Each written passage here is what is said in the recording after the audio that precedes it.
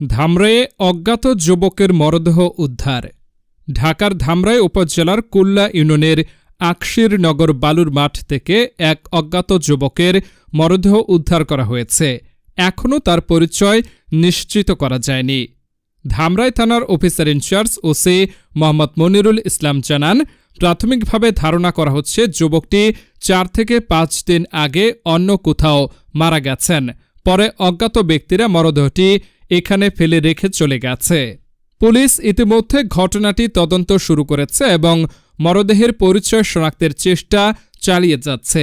এ বিষয়ে আরও বিস্তারিত জানার জন্য আইনশৃঙ্খলা বাহিনীর পক্ষ থেকে প্রয়োজনীয় পদক্ষেপ গ্রহণ করা হচ্ছে।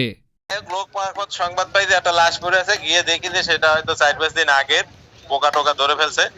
পিছনে হাত বাঁধা, গলায় গামছা গিটানো, পাও বাঁধা, ফেজের ডাইন পাশ পোকা আবৃত, এবং ফেজের ডাইন পাশটা সম্পূর্ণই ঘাও।